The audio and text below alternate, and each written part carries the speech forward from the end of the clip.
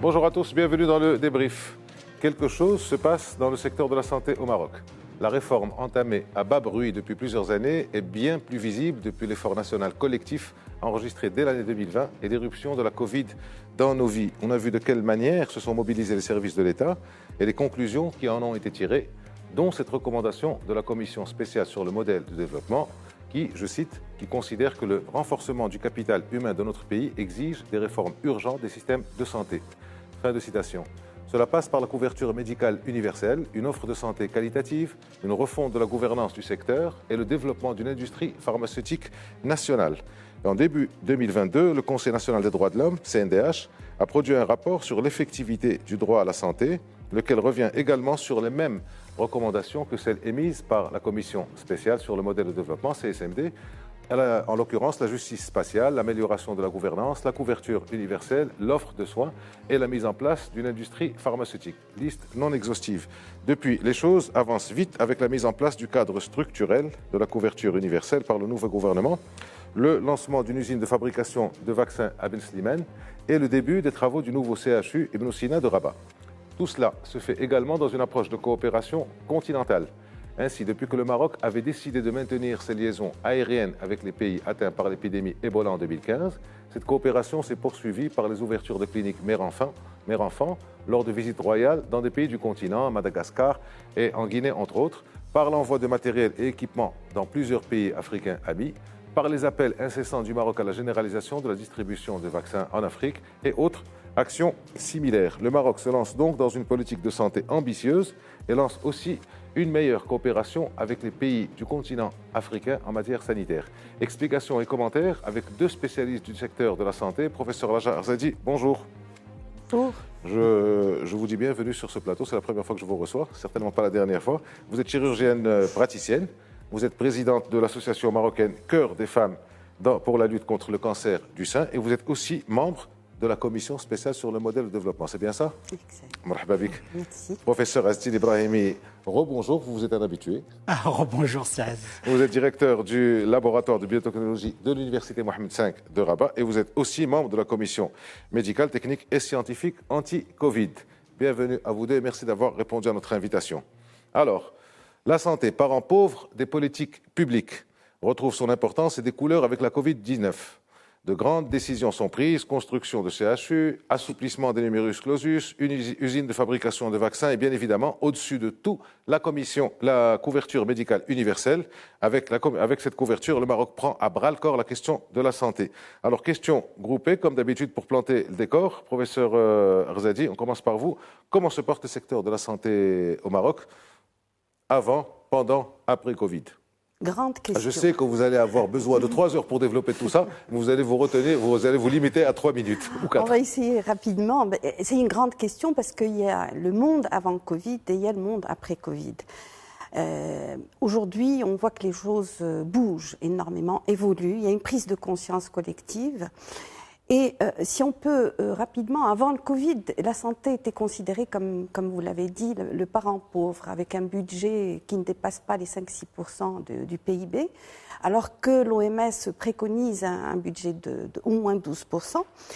Certes, il y a des îlots d'excellence au niveau de la santé, au niveau des CHU, au niveau du privé, mais il y a une inégalité, une inéquité à l'accès à la santé. Donc ça a toujours été considéré comme un secteur consommateur, le gouffre. Il n'est pas considéré comme un secteur de développement et de développement social. En fait, ce sont les deux. Il est aussi bien consommateur qu'offreur aussi de développement. Mais il apporte puisqu'il il participe au développement économique. Quelqu'un en mauvaise santé ne peut pas être productif sur le plan économique. Et surtout que la santé, elle est essentielle pour la dignité humaine. Il n'y a pas pire comme injustice nationale et planétaire, c'est de ne pas pouvoir accéder aux soins. Alors ça, c'est la période avant Covid, parents pauvres.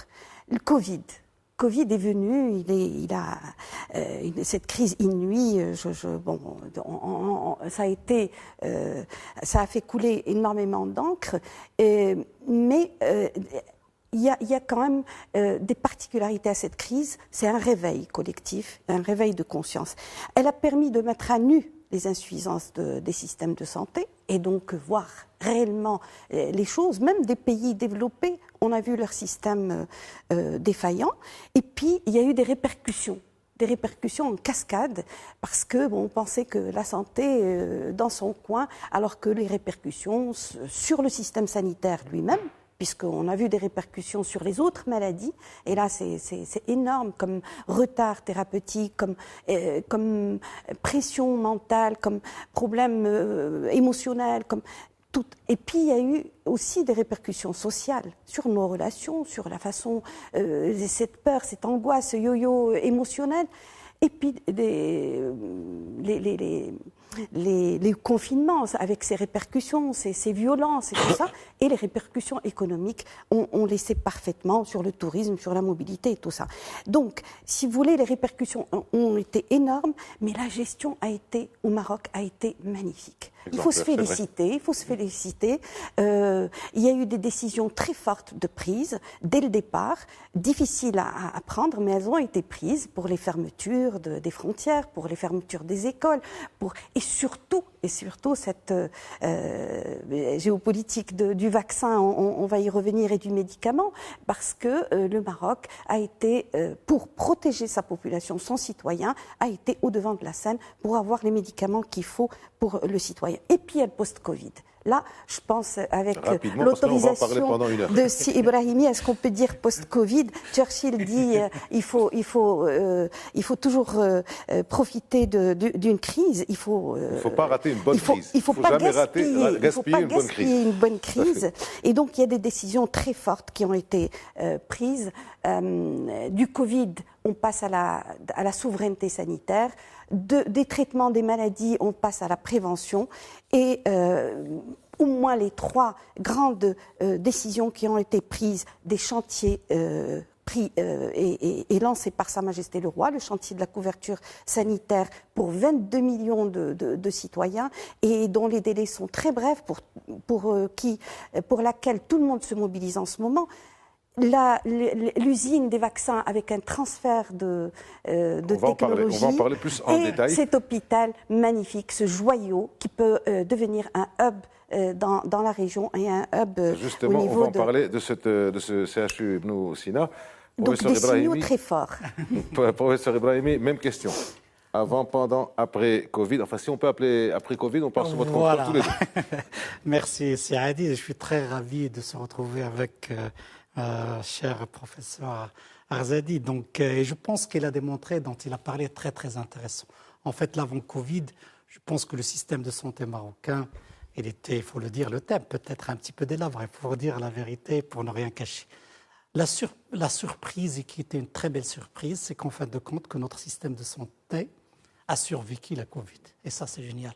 Pour donner juste un exemple, nous, au Maroc, alhamdoulilah, on n'a pas eu la catastrophe de choisir entre les patients. Alors, je rappelle qu'à New York, en Italie, il y avait des patients qui arrivaient, on était obligé de choisir parce que le système de santé ne pouvait pas résister le nombre de patients qui arrivaient. Et ça, c'est essentiel à le rappeler parce que, comme il a dit Sadaraja, c'est très très important de rappeler qu'on doit être fier de ces systèmes de santé, et surtout des hommes et des femmes de la santé qui ont fait un travail formidable. Maintenant, qu'est-ce qu'il faudra faire? Et c'est l'importance de votre question, c'est quelle leçon tirer?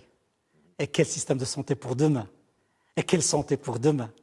Et qu'est-ce qu'on pourra le faire avec ce qu'on a pour le moment? Je pense qu'il y a une chose essentielle qu'il faudra rappeler. Demain, à partir d'aujourd'hui.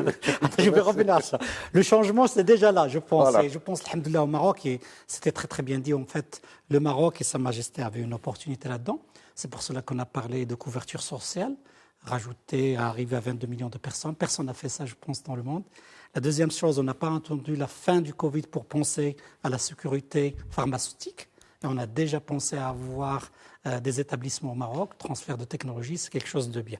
Mais ce qu'il faudra vraiment aller plus loin, c'est en fin de compte de parler de sécurité sanitaire. Ça, c'est très très important, c'est une notion très très importante. C'est-à-dire, on sait qu'il y aura des épidémies, on sait peut-être qu'il y aura une pandémie dans quelques années.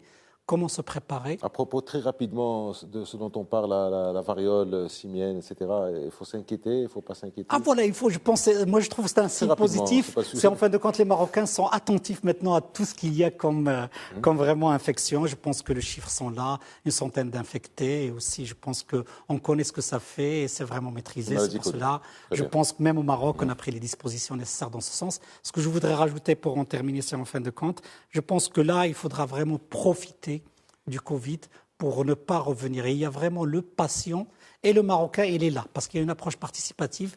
Le Marocain est en train de se dire, quand vous nous avez traités durant le Covid, pourquoi vous allez changer par la suite? Quand vous avez placé le Marocain au centre de l'approche Covid, comment vous vous permettez par la suite de ne pas l'avoir au centre du système de santé? Et quand je parle du Marocain, voilà. Et donc, c'est quelque chose d'essentiel qu'il faut avoir en tête. Il faudra vraiment le mettre en place et revenir. Et il y a beaucoup de problématiques, c'est vrai, pour avoir ce système de santé. Mais on n'a pas le droit, et j'insiste dessus, de rater ce tournant et de ne pas avoir un système de santé qui pourra accompagner les Marocains post-Covid.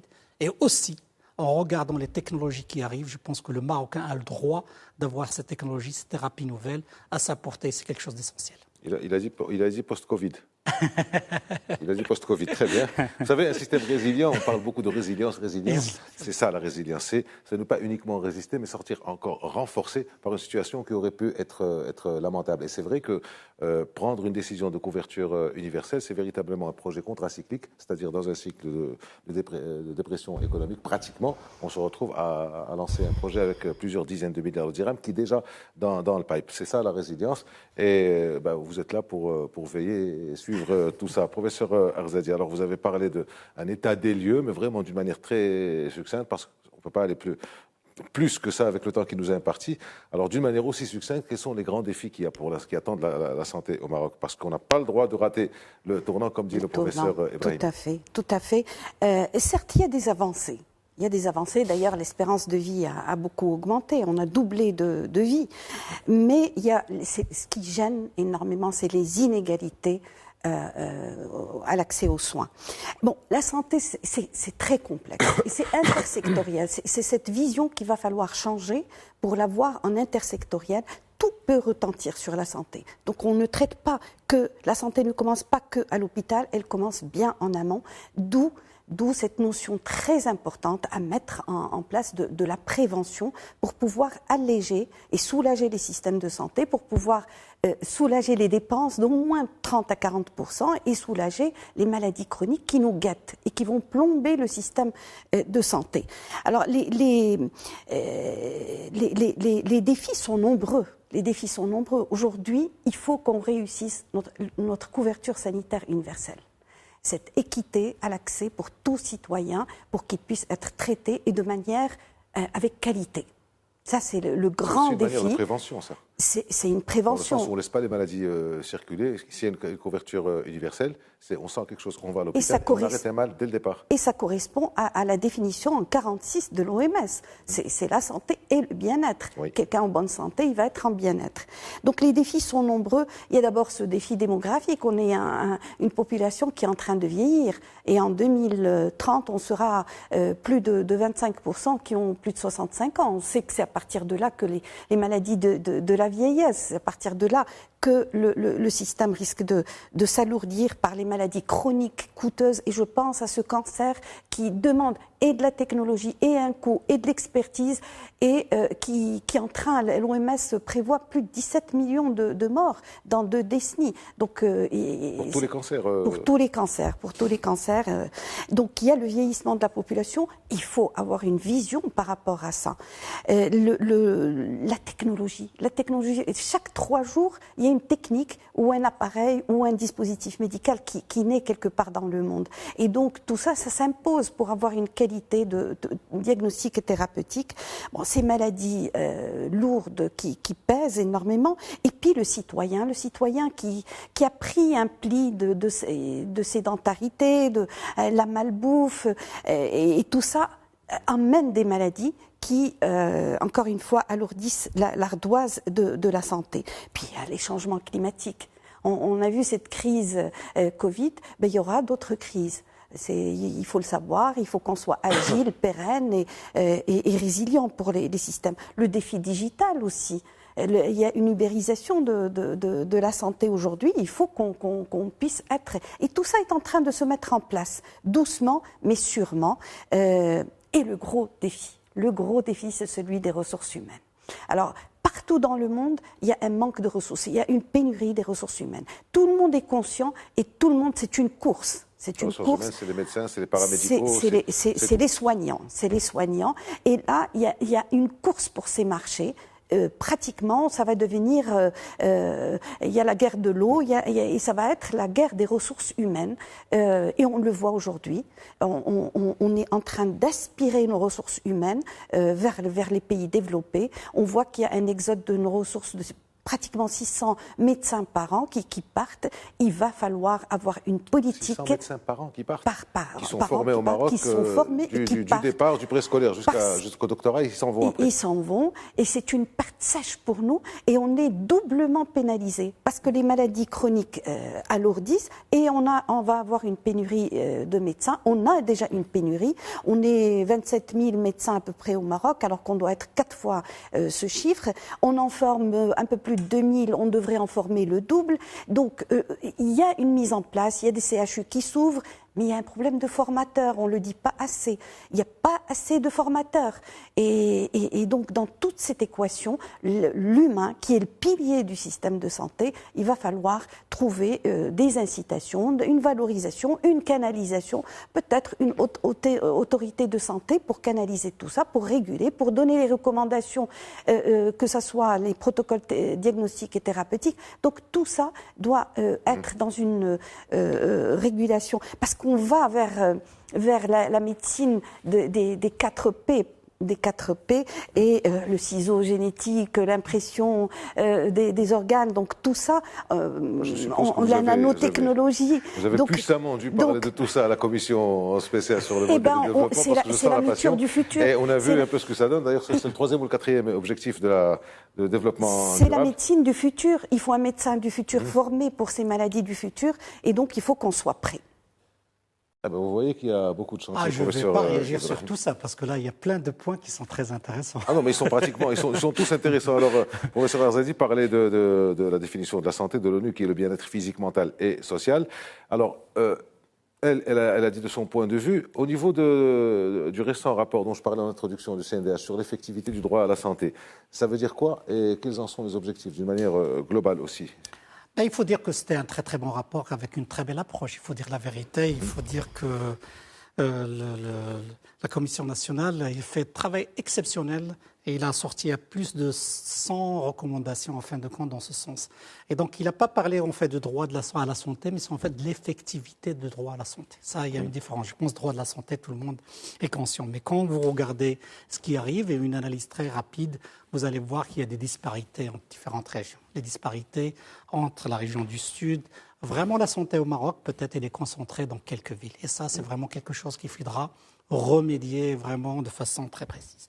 La deuxième chose qui était très, très intéressante dans ce projet, c'est quel type de médecine. La médecine de demain, et c'est très, très bien dit, c'est une médecine préventive, une médecine anticipative, une médecine participative où le patient joue un rôle très, très important. Et donc, comment remédier à ça? Ce qui se fait jusqu'à présent au Maroc, c'était en fin de compte des solutions centralisées. Je pense que c'est déjà dépassé. On ne peut pas donner une recette pour tout le monde qui est centralisée. Ce qu'il faudra faire nécessairement, c'est vraiment donner les composants d'une recette. Et c'est à travers chaque région, chaque patelin, en fin de compte, en quelque sorte, pouvoir remédier aux difficultés, aux problèmes locaux. Et ça, c'est quelque chose de très, très important. Et donc, quand je vois le projet de régionalisation, quel outil formidable pour l'utiliser dans ce sens. Le troisième point qui est très intéressant, plein de gens demandent d'avoir plus d'argent pour la santé. Mais des fois, juste une bonne gouvernance pourrait remédier à beaucoup de choses. Et ça, c'est quelque chose de très, très important. On ne devrait pas demander de l'argent pour la santé, c'est un service public, théoriquement. Demander de l'argent, c'est-à-dire que moi, je pensais au lobbyisme, c'est-à-dire pour avoir plus d'argent pour le service santé. D'accord, pour le secteur de la santé. Pour le secteur de la santé, et donc c'est quelque chose. Le secteur de la santé, mais quand vous voyez en fin de compte, peut-être qu'on est de la malgouvernance. Et donc peut-être revenir à ça. L'argent qu'on a déjà, il faut vraiment l'utiliser pour l'optimiser, le rationaliser. Donc la gouvernance revient comme quelque chose de très très important. Je rajouterai un très très bon point, c'était l'un des points essentiels. Est-ce qu'on peut faire de la médecine, il a dit de demain, mais moi c'est déjà d'aujourd'hui sans recherche scientifique biomédicale? C'est quelque chose qu'on ne pourra pas le faire. Si on a réussi vraiment la gestion du Covid, c'est essentiellement parce qu'on avait fait foi à la science et qu'on a cherché cette recherche translationnelle qui a donné des solutions. Et ça, c'est quelque chose d'essentiel qu'il faudra intégrer dans n'importe quelle vision. Le dernier point, c'est les ressources humaines, et je peux donner les chiffres du ministère, et ça, c'est très inquiétant. Quand on parle de 36 000, d'un manque de 36 000 médecins, et dans tout ce qui est corps médical, c'est-à-dire réunir les médecins, les pharmaciens, les infirmiers, tout ça, on est à peu près à 97 000 personnes. Et là, c'est qui manque. Et là, c'est c'est pas mes dires, c'est les dires du ministère de la Santé. Et ça, c'est quelque chose d'essentiel qui nous interpelle, parce qu'on pourra parler de tous les projets qu'on est en train de monter. Et c'est formidable de les voir. Moi, quand je vois le futurisme de Ibn Sina à l'hôpital, je suis ébahi. Mais est-ce qu'on pourra le faire monter sans des ressources humaines? Est-ce qu'on pourra le faire sans une formation? Parce que ça, c'est très important, plein de gens l'oublient. Des services où il y avait des formateurs, une dizaine, vingtaine de formateurs pour former des jeunes, des résidents, des internes, on se retrouve avec 4 profs, des fois moins. Est-ce qu'on pourra faire de la bonne formation? Il ne faut pas une approche quantitative, c'est ça le problème qu'on est en train de dire, c'est juste, non, même qualitative. Et même les retombées de la médecine, je pense que en ce moment, jusqu'à présent, ce qu'on a fait, c'est de dire un bon hôpital, il est en train de faire entrer 2000 personnes et de le traiter. Non, je pense là, c'est juste quantitatif. Mais pour un médecin, c'est-à-dire réussir à le traiter, c'est ça le problème. Il ne s'agit pas d'avoir les 2000, il s'agit qui sortent soignés ou au moins avoir été bien traités. Exactement. Et donc, ce changement qu'on est en train de vivre vers des maladies chroniques, c'est quelque chose qui va être un très grand défi, où les ressources humaines, et on pourra en parler par la suite, joueront un rôle très très important. Soit on va réussir, soit on veut revenir à une médecine classique, parce qu'avec les nouvelles technologies, les médecins qu'on est en train de former aujourd'hui, 2022, ils seront des médecins de 2030. Est-ce que la question qui doit se poser, est-ce que le médecin qu'on est en train de former aujourd'hui aura les outils pour affronter la technologie en premier lieu de 2030 et les pathologies de 2030. Est-ce que tout ce qui a été dit, professeur Arzadi, rejoint le principe du Global Health? Bien-être de la population, sécurité des populations, etc. Il nous reste une petite poignée de minutes pour la première partie, je vous préviens. Bon, il y a tellement de choses à dire. C'est dire que la santé, c'est comme les médecins d'ailleurs, ils ont le nez dans le guidon, ils soignent, c'est tout. C'est comme ça que la politique de santé se faisait, si j'ose dire. Là, il va falloir avoir une vision globale, holistique, pour voir. La santé intersectorielle. Il faut voir qu'est-ce qui emmène les maladies pour les prévenir. Aujourd'hui, vous avez vu au niveau du gouvernement français. Aujourd'hui, on l'appelle ministère de la Santé et la Prévention. Ça veut dire que le post-Covid, là, il a laissé son empreinte. On ne peut plus avancer en matière de santé sans avoir le pilier fondamental de la prévention à côté du pilier fondamental des ressources humaines. Donc là, c'est une autre façon de voir en intersectoriel. Deuxième, le Global Health, aussi, c'est la globalisation des maladies. Ce qui se passe au bout du monde peut nous arriver très rapidement, et on l'a vu avec le Covid. Donc, comme la maladie n'a pas de frontières, il va falloir avoir une politique globale pour la santé mondiale, pour pouvoir se préserver et protéger les populations. Troisième chose, il y a cette histoire d'écologie. On le voit, il y a tellement d'associations, mais aujourd'hui, on est au bout du rouleau. On ne peut plus ne plus voir la relation santé et environnement et s'occuper de la santé de l'humain et de la santé de la Terre.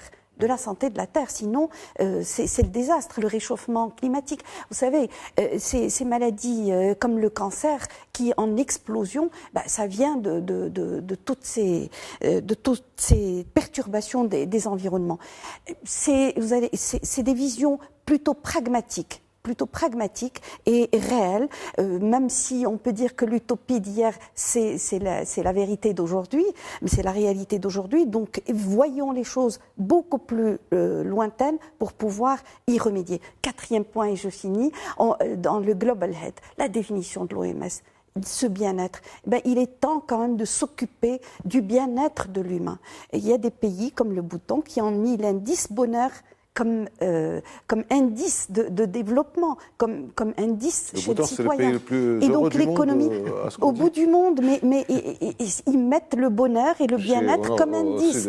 Il faut que l'économie et la finance soient là pour servir le bien-être et la santé du citoyen, et non le contraire. Est-ce qu'il y a une différence, très rapidement, professeur Ibrahimi, Global Health, One Health, est-ce qu'il y a une différence One Health, c'est en fin de compte, on va mettre tout dans le même panier, c'est-à-dire le bien-être d'une personne est lié au réchauffement climatique, relié au climat. Je vais donner juste un exemple pour que les gens comprennent. Le réchauffement climatique, qu'est-ce qu'il va entraîner? Le dégel, il y aura des virus qu'on n'a pas vus pendant des milliers d'années qui vont revenir et on va les confronter. Une forêt en Amazonie qu'on est en train de détruire les arbres, il se peut qu'il y aura des virus. Ces virus, on pourra les contracter et il y aura un problème. Donc il faut réfléchir et agir localement, mais toujours avec un œil sur tout ce que se fait globalement. Merci. On se retrouve dans quelques instants. On est déjà à la fin de la première partie. À tout de suite.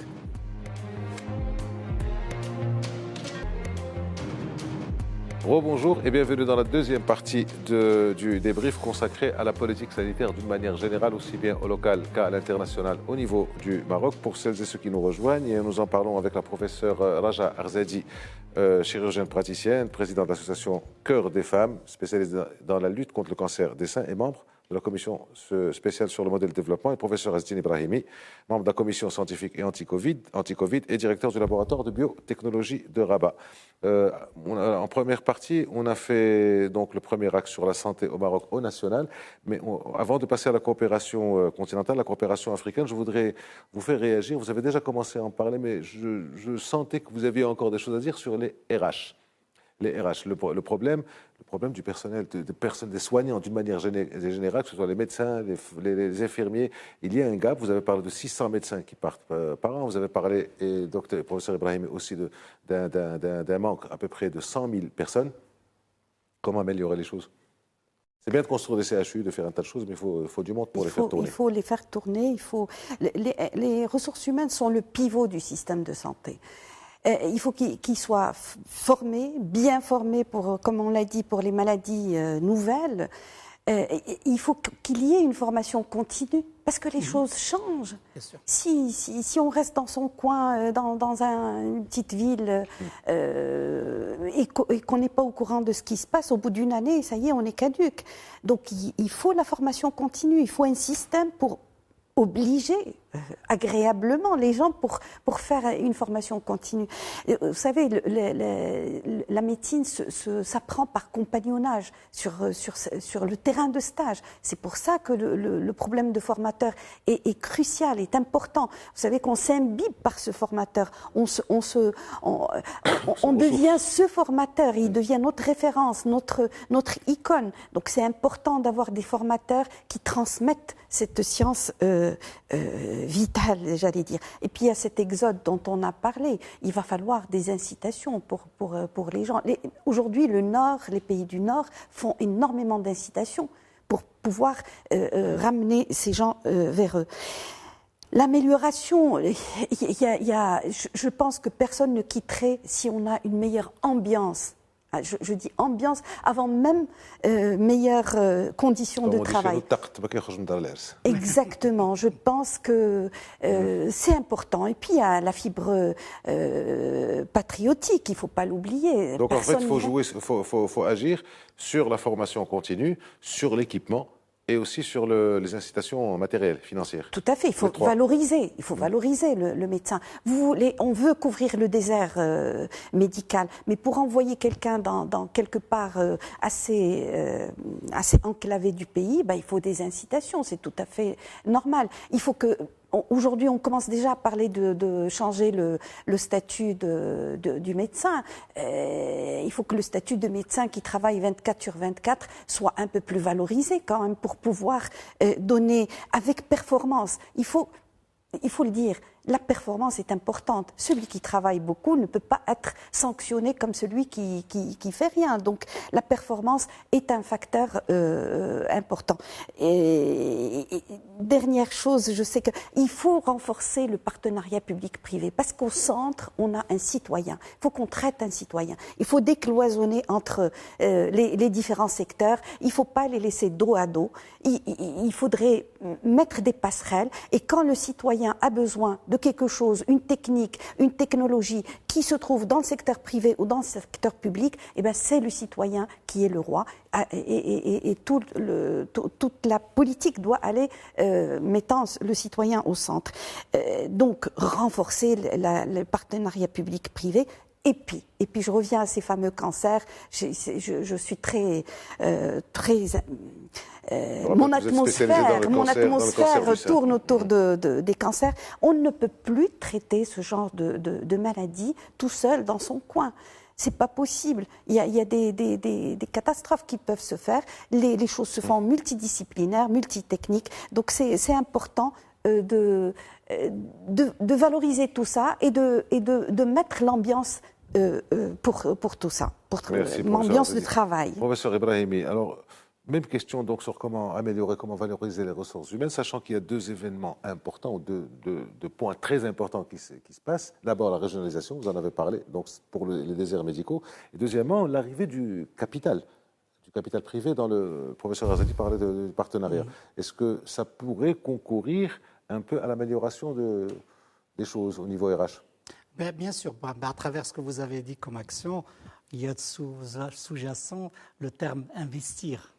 Mais investir ne veut pas dire tout simplement de l'argent, parce que la plupart du temps, comme ça a été très très bien dit, on veut valoriser, ce n'est pas un métier, c'est une profession, c'est une vocation, il faut le valoriser. Déjà, je pense une très bonne étape, en fin de compte, la revalorisation en fin de compte salariale, parce que les médecins maintenant, ils passent à l'indice 509, et cet indice 509, parce que c'était honteux, on avait discuté auparavant, qu'un médecin commence avec 8 000 dirhams, après 7 ans d'études. Il s'en va. Ça commence maintenant à peu près, ça va commencer vers 12 000 à peu près dirhams. Mais ce n'est pas que du côté, en fin de compte, argent. C'est plus que ça. Parce que quelqu'un qui va investir 7 ans ou 12 ans de vie, il a besoin d'un cadre de vie. Et ça, c'est quelque chose de très, très important. Bien sûr, je n'oublie pas les infirmiers et tout ça, parce que là aussi, il faudra valoriser et renumérer peut-être leur travail. Mais je veux dire, quand vous partez quelque part, il faudra vraiment que ça soit valorisé, un cadre de vie qui est très, très important. C'est pour cela que la régionalisation va jouer un rôle très, très important. Peut-être la centralisation qu'on a de ces ressources humaines, peut-être qu'il faut aller vers une solution technologique. Parce qu'au Canada, par exemple, la télémédecine commence à jouer un rôle très, très important parce qu'ils ont plein de déserts médicaux et il faudra choisir la solution de faire parvenir ces solutions technologiques, c'est-à-dire des plateformes avec des professionnels de métier qui pourront plus ou moins répondre à ce besoin. Parce que l'effectivité est très, très importante du droit de santé, on pourra le faire à travers ces technologies. Mais faire que le diagnostic, quand j'entends souvent, et dire voilà, on n'a pas assez de médecins, d'infirmiers, tout ça, et partir, ça ne va pas se résoudre tout seul. Je pense qu'il faut avoir le courage de le confronter, d'aller dire le diagnostic, il est là, comment le faire et sortir avec un plan d'action très très clair. Sinon, on va passer pas mal d'années à tout simplement parler de ce manque. Les ressources humaines, qu'est-ce qu'ils demandent? Ça, c'est très très important. Parce que moi, ça me fait mal quand vous faites un sondage à Casablanca, et presque plus de 60% des étudiants qui sont là en médecine veulent partir après. Ça veut dire qu'il y a quelque chose qu'on ne fait pas très très bien. Peut-être qu'on ne leur donne pas vraiment un avenir ici au Maroc. Peut-être qu'on n'arrive pas à leur expliquer l'importance de rester au Maroc. Et c'est quelque chose qu'il faudra commencer non plus à la fin, dès le départ. Je pense à un étudiant qui va rentrer à la fac de médecine, essayer dès le départ de revenir le voir, demander dont il rêve, ce qu'il veut faire et tout ça, parce que la solution de ramener des médecins de l'étranger ne va pas marcher, je pense, pour une raison très très simple au Sénégal. C'est tout simplement parce qu'on est en train de la recherche des mêmes personnels. Oui. Que ce soit les États-Unis, les Allemands, les Français, ou nous, on est à la recherche de la même personne, des mêmes Donc les gens personnes. vont préférer aller ailleurs plutôt que venir chez Et donc nous. là, il faudra améliorer cette attractivité du secteur médical au Maroc pour retenir ces gens chez nous. Est-ce que je vais me permettre de vous poser une question très courte, avec une réponse demandée très courte. Est-ce que tout ce que vous avez préconisé, est-ce que c'est réalisable au Maroc ou ça reste des vœux pieux au niveau de la gouvernance, au niveau des moyens? Est-ce que vous pensez que c'est réalisable très rapidement? Je vais être courte. Quand on veut, on peut. Donc c'est oui. Je vais le reprendre en anglais. Yes, we can. Yes, we can. Très bien. Donc on peut. Alors, on sait ce que notre gouvernement, nos ministres, nos responsables leur restent à faire. On va passer au deuxième axe de notre émission, qui est la coopération africaine dans le domaine de la santé. Alors vous en parlez tout à l'heure, professeur Arzadi, quand vous parlez du Global Health, santé globale. Vous disiez que les maladies n'ayant pas de frontières, la coopération aussi et les échanges et le partage ne doivent pas avoir de frontières. Alors depuis 2015, depuis l'Ebola, le Maroc, c'est peut-être avant, mais c'est inscrit dans une logique de partage et de solidarité. On se rappelle qu'au début de la Covid, il y a eu des équipements, alors que tous les pays riches gardaient tout par devers eux, voire piquaient aux autres. Nous, on avait envoyé des équipements pas, je ne sais pas comment on appelle ça, pas purement médicaux, mais des équipements genre comment on appelle ça, les charlottes, les blouses, on avait du gel, etc. Puis il y a eu la construction de l'usine de Ben Slimane, enfin le lancement des travaux de la construction, des travaux de construction de l'usine de Ben Slimane, qui devrait donc donner des vaccins aussi bien pour le Maroc que pour l'Afrique, sans compter les différentes infrastructures offertes par le Maroc à des pays amis. Alors, professeur Arzadi, dernièrement, il y a quelques jours, le roi Mohamed VI a lancé les travaux du nouveau CHU Noussina. Et tout à l'heure, j'ai capté une phrase dans ce que vous avez dit, un hub africain. Vous en avez dit. Ça veut dire quoi? Écoutez, la politique de Sa Majesté le roi a toujours été de renforcer les relations sud-sud en matière de diplomatie économique, culturelle, religieuse, différents types de diplomatie. Mais là, aujourd'hui, il y a la diplomatie de la santé qui s'impose avec le Covid. Et on l'a vu par ces échanges, par ces aides humanitaires. Le Maroc, à chaque fois qu'il y a une catastrophe naturelle ou des difficultés de population sur le plan sanitaire, il envoie des ressources, des équipements et de l'humain pour aider, pour traiter. Donc la diplomatie sanitaire trouve toute sa place aujourd'hui en post-Covid et surtout avec cette usine de vaccins qui va pouvoir traiter la population marocaine et pouvoir traiter, vacciner la population africaine et devenir ce hub médicamenteux et vaccinal au niveau du continent. Il y a aussi cet hôpital dont vous avez parlé, c'est un joyau, c'est juste d'un modernisme. Et il y aura toute l'expertise qu'il faut, toutes les spécialités, tous les équipements les plus modernes. Et là, ça peut être un hub aussi pour les malades qui peuvent venir et se faire traiter dans cet hôpital. L'ensemble du continent. Et si vous voulez, le Maroc se positionne aujourd'hui sur le plan diplomatie sanitaire. On a vu la géopolitique du vaccin, la géopolitique des masques, la géopolitique du médicament. Le Maroc prend sa place et se positionne. Cette diplomatie de santé qui remonte au temps de la peste, qui remonte au temps aussi, ça a continué avec le sida, les années 80, avec la création ONU-SIDA. Mais aujourd'hui, le Covid instaure cette politique parce que de toutes les manières, il y a une concurrence. Il y a une concurrence sur le médicament, sur les ressources humaines, voire même sur les malades qui peuvent se le payer. Et le Maroc doit se positionner dans cette diplomatie sanitaire par son expertise. Il y a beaucoup d'experts au Maroc. Alors, au-delà de ça, professeur Ibrahimi, est-ce qu'il y a aussi une matière à coopération africaine intra-africaine en matière de recherche? Vous parlez tout à l'heure de recherche comme étant quelque chose d'important. Mais tout à fait. Est-ce qu'il y a les moyens? Est-ce qu'il y a voilà. Quand je dis les moyens, c'est les moyens pécuniaires, les moyens techniques et les moyens intellectuels aussi. On a tout. Mais moi, je suis très africain. Donc, chaque fois que je pense à quelque chose, je suis en train de penser à l'Afrique. Et Sa Majesté a vraiment donné un sens à cette vision africaine. Et donc, je pense que le Maroc devra regarder autour de lui en Afrique. Et donc le Maroc, nous, au niveau de la recherche scientifique, on a déjà monté plusieurs réseaux africains. On avait remonté un réseau de bioinformatique et de médecine génomique. Ça fait des années qu'on avait fait ça avec le support du NIH américain. Durant la Covid, on a publié 2 articles, un qui est déjà sorti sur Science et qui parle de la surveillance génomique des variants en Afrique. C'est très, très important et donc ça vient de sortir. Il y a un autre article qui va sortir.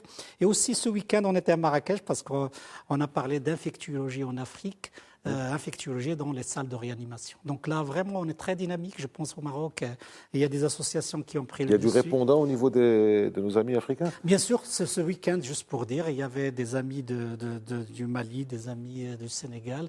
Et je tiens à féliciter les réanimateurs et les urgentistes du Maroc qui ont fait un travail remarquable pour la pratique, aussi au niveau de la recherche scientifique. Je pense que le Maroc ne pourra pas s'en sortir, il faut le dire vraiment, sincèrement, sans l'Afrique. L'Afrique est vraiment quelque chose d'essentiel pour lui. La deuxième chose sur laquelle je voudrais revenir, c'est en fin de compte l'indépendance médicamenteuse et pharmaceutique. Le Maroc, quand il a proposé ce projet de Slimane, il n'y avait pas que la vision marocaine dedans. Absolument pas, parce que le marché marocain ne pourra pas absorber ce projet-là. Parce que juste pour rappeler pour les gens qui ne savent pas, c'est un projet sur 15 lignes de production de vraiment stérile. Et c'est quelque chose d'essentiel. Ça sera la plus grande plateforme en Afrique. La deuxième chose, c'est avec cette plateforme-là, on pourra avoir des vaccins pour la Covid, des vaccins de tout type, et aussi faire des médicaments biotech, les biosimilaires par exemple, pour aller à la fin à ce qu'on appelle le Made in Morocco de point de vue pharmaceutique. Et tout ce projet il est vraiment en train de regarder en Afrique en premier lieu, mais prendre le leadership même à l'international dans ce sens, mais à travers bien sûr l'Afrique. C'est quelque chose d'important dans ce sens. Et moi je pense qu'on a fait depuis des années, c'est en fin de compte aussi la formation. Parce que, alhamdoulilah, le Maroc a pu recevoir beaucoup de personnes, des médecins, des résidents, des internes, des PhD, tout ça. Je pense qu'il faut revenir à ça, revenir à ces gens pour faire des networks au niveau africain. Et aussi, le problème qu'on avait auparavant, c'est l'Afrique anglophone, on n'y allait pas parce qu'il y avait le problème de langue. Je pense avec nos jeunes qui arrivent, on pourra faire ce networking-là, même avec les pays anglophones. Et c'est quelque chose d'essentiel. Je pense réfléchir peut-être au niveau du Maroc pour vraiment une santé en Afrique, pour à la fin peut-être vraiment rayonner à l'international. Alors en matière de coopération, professeur Arzadi, je le disais en introduction, le roi Mohamed VI, au cours de ses nombreuses visites en Afrique, a offert un certain nombre de structures médicales, comme les cliniques mères et enfants. Je parle de Madagascar, je parle de la Guinée, d'autres pays qui m'échappent pour l'instant. Dans Soudan le du Sénégal, Sud. Soudan du Sud. Donc alors, quand on dit mère-enfant, il y a mère et mère, il y a femme et femme, c'est cancer du sein. D'après les chiffres, l'Afrique est la première, le continent le plus touché, avec 85 000 morts l'année dernière. Vous êtes spécialisé dans le cancer du sein, dans le traitement du cancer du sein. Est-ce qu'il n'y a pas matière à coopération là aussi? Tout à fait, tout à fait. Est-ce qu'il y a un besoin de demande en Afrique? Il y a un besoin. Je commence par la fin. Si Ibrahimi, je rebondis sur la recherche, parce que bon, la recherche nous constitue, je crois, 3-5% de la recherche en Afrique. Donc il y a matière à la développer. Et cette recherche doit se faire en réseau. On ne peut pas faire de la recherche dans son coin.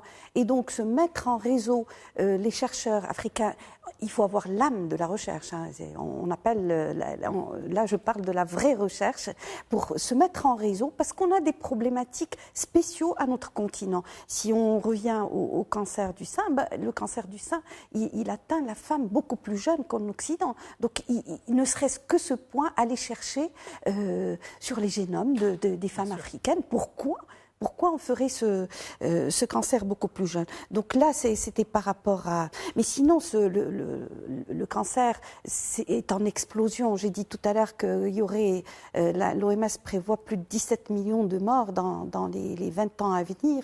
Donc il y a beaucoup à faire.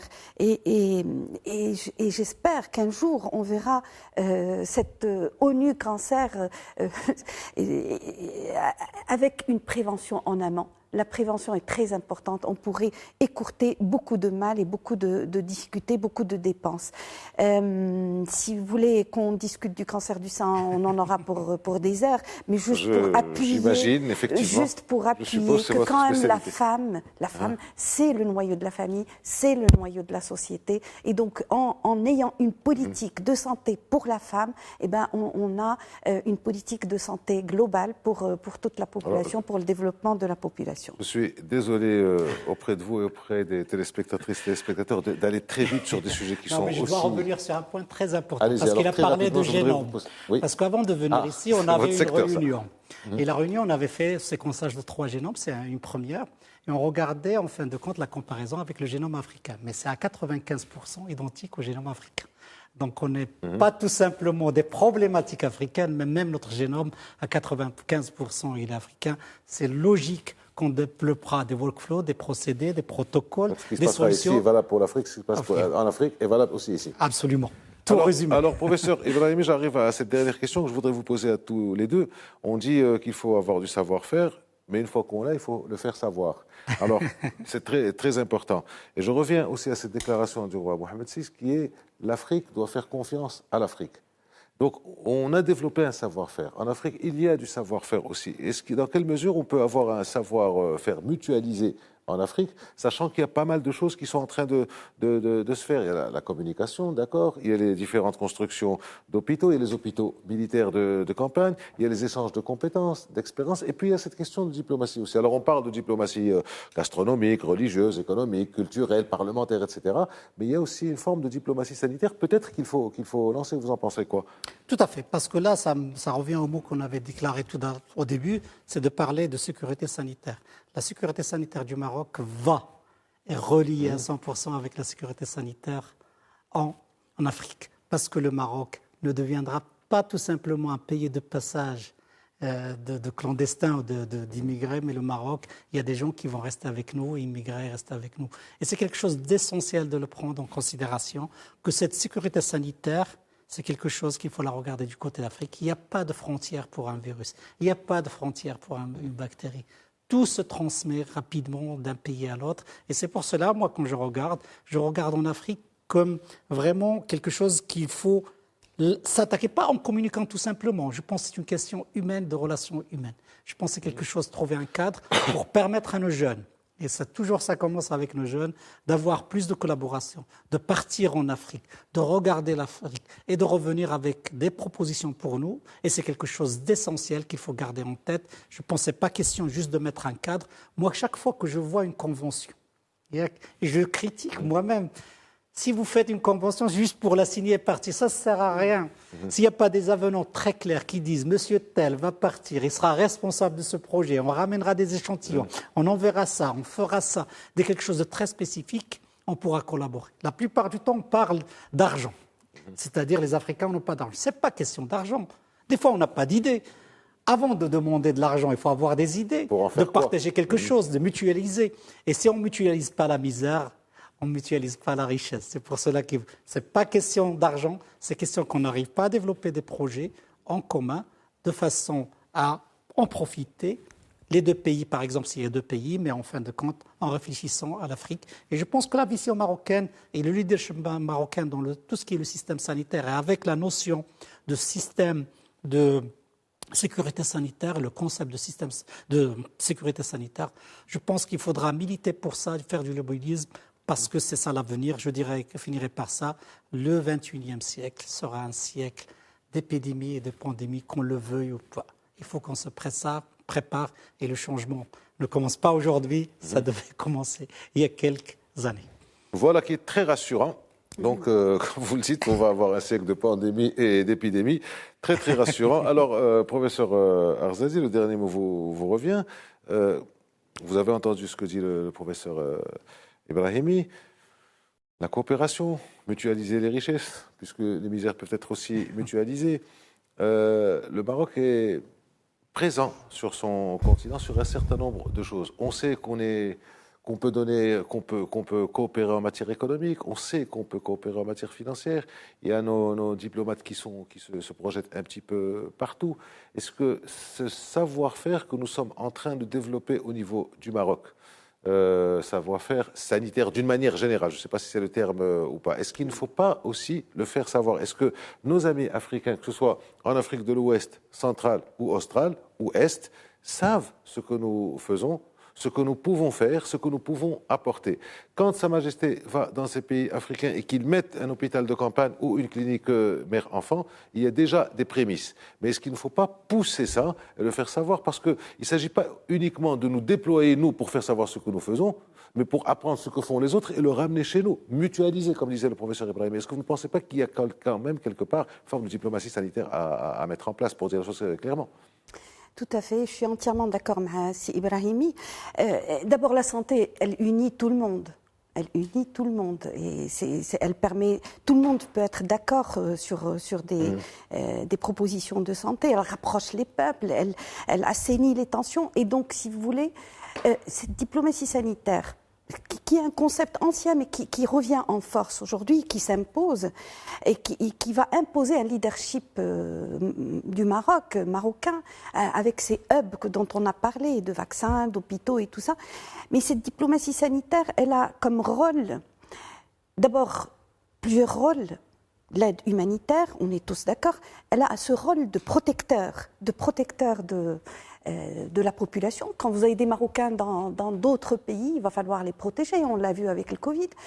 Un rôle de régulateur, si Ibrahimi nous parle de crises qui vont revenir et donc il va falloir être armé et réguler ces déplacements de l'humain. Donc c'est le rôle, on a vu que les frontières se ferment avec toutes les conséquences, donc un rôle régulateur de la circulation des gens et puis un rôle de négociateur et il va falloir être au-devant de la scène. Vous savez, le diplomate doit être un peu médecin et le médecin un peu diplomate pour pouvoir comprendre les enjeux et la géopolitique de la santé à travers le monde.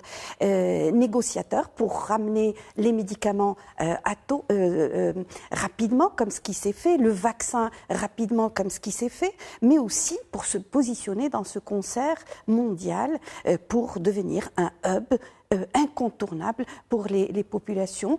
Et vous savez, pour aller jusqu'au nord, il y a un problème de culture, de langue des fois, il y a un problème de visa. Donc, si vous voulez, le positionnement du Maroc en matière de santé pour accueillir les étudiants, on les forme, et c'est les meilleurs ambassadeurs plus tard, pour accueillir aussi les chercheurs, et j'ai dit qu'on pouvait faire cette recherche en réseau, pour accueillir les malades, et c'est un marché, il faut le dire.